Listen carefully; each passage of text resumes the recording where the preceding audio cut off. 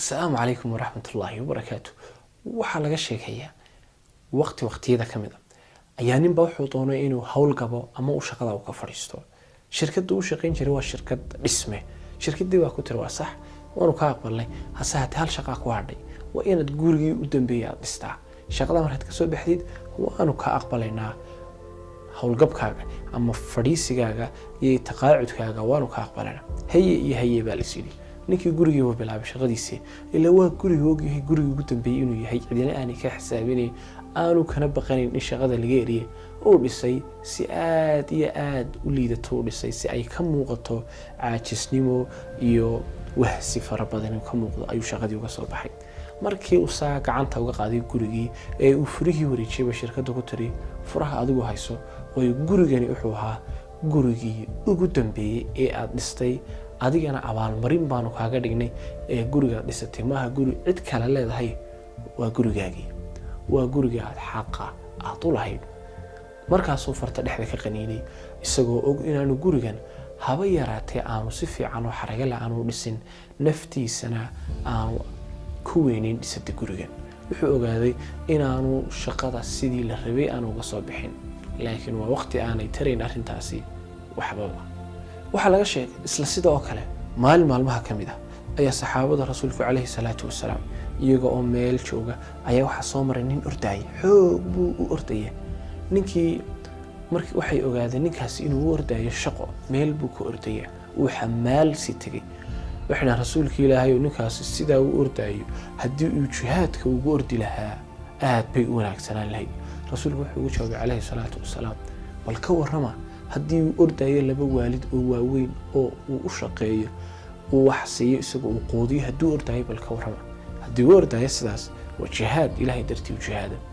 bal waxaad ka warantaa buu rasuulku yidhi haddii ordayo carruur yaryar oo isagu ka mas-uul yahay aabba ama wuxuu doolaha u noqday isaga mas-uuliyaddiisu ay saaran tahay haddii kuwa u ordayana waa jihaad. halkan waxaan kugu soo gudbi doonaa qaacidooyin aad u muhiim ah oo wax kaa tari doona halkaad kolba aad ka shaqaynaysid. aan rajaynayaan hadday doonto inay tayba asbaabaha ama waxyaalaha haddii aad dabaqdo ama aad joogtayso shaqada aad kor ugu dalici karo meel sare aad ku gaari kartid. niyadda wanaagsan marka aad shaqo tagaysid waa inaad niyadda u sheegtaa inaad camal weyn qabanaysid. waa inaad niyadda aad u sheegtaa inaad ilaahay ugu dhawaatid. bal ka waran haddii aad tay aabbo subax walba isku horta carruuri ay sugayso ay iskuulkoodii cuntadoodii iyo wixii mas-uulka kaga hayo dhan ay sugayso qofkaasi dambiile miyaanu noqonayn? waa dambiile.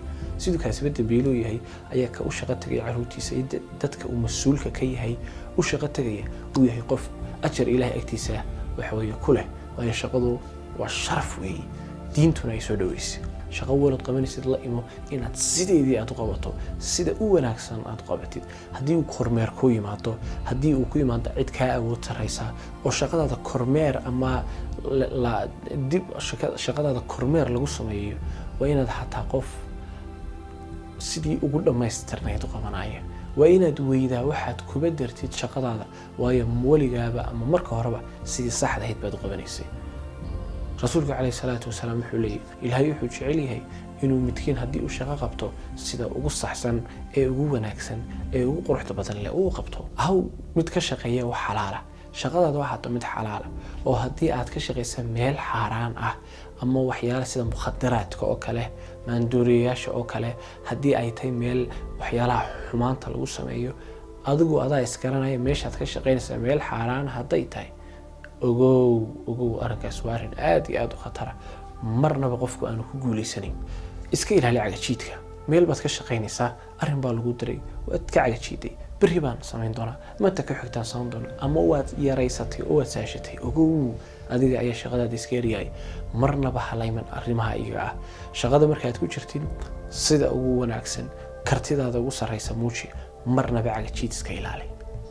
noqo qof special maxaan u jeedaa qof unique ah qof gaar ah.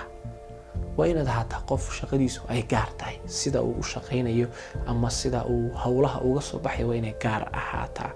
shaqaalahaad meesha wada joogtaan intay doonaan baa noqdaan ahaw qof wax kaga duwan macnoo dhibic ka sarraysa inta ay haystaan lahaw. taasi waxay keenaysaa in shaqada aad lagugu baahnaado in shaqada laga eryana way ku adkaanaysaa.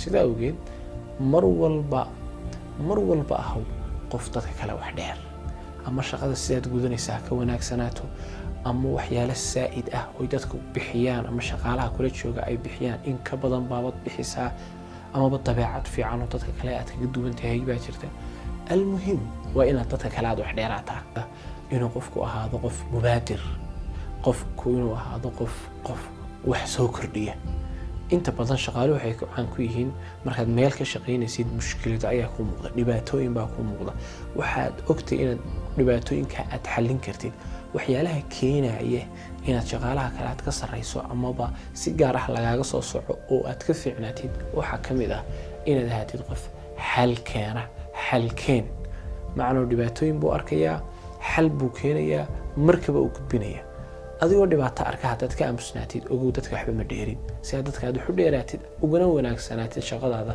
waa inaad ahaato wixii dhibaateed aragtid waxaad soo gudbisay xalkeeda mar walba dadka kaa sarreeya iyo tiimka madaxda ah ama maamulka ah waa inaad la wadaagtaa mar walba aha qof ishadalhaya is-ammaanku ma lihi laakiin wuxuu aqoon hayo iyo xirfad iyo karti dadka u muuji waayo waxaa suurtagal in lagu baahan yahay oo la deydayaba ciddii halkaa geli lahayd sidaa awgeed waa inaad ahaataa qof mar walba muujiya awoodaha uu leeyahay xirfadaha uu leeyahay isagoo u jeeda inuu dadka caawiyo ama ummadda iyo bulshada wax kusoo kordhiyo waxyaalaha khaladkaa iska ilaali kuwan haddaad ku dhacdid ogow adaa is eriyey adiga ayaa is eriyey waxyaalaha soo socda kow inaad ahaato qof cabasho badan shaqada way xun tahay way hawl badan tahay dadka loo shaqeynayo dad khariban inaad mar walba ka sheekayso cabashooyin cidii ma jecla cabashooyinka inay dhegaysato dadka qaar baa wax ku dheer dadkii meesha kaaga soo horreeyay ee weligoodba joogi jiray khibrado fara badan oo aanad hayn bay hayaan sidaa awgeed inaad diiddo waxa ay kuu sheegayaan ama aad iska weynayso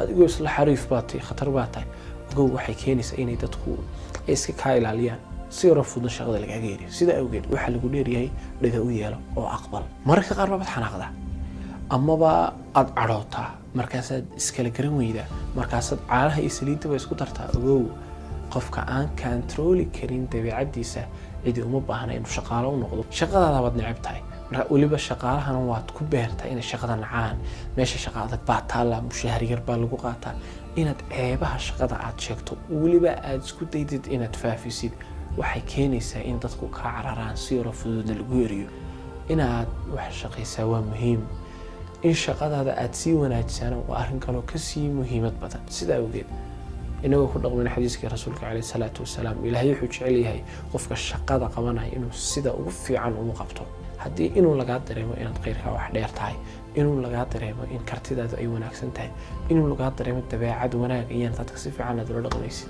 waxaana waa 100% in maalin dhow lagu dalacsiin doono ama shaqo tagad ka haysid ka sarreysa lagu dhiibi doono haddii lagu dhiibana fadlan halkaad igala soo xiriirsid ood garanaysaa mahadnaqiina waa lagaa sugayaa iyo ducadiiba اللهم صل وسلم على نبينا محمد والسلام عليكم ورحمة الله وبركاته.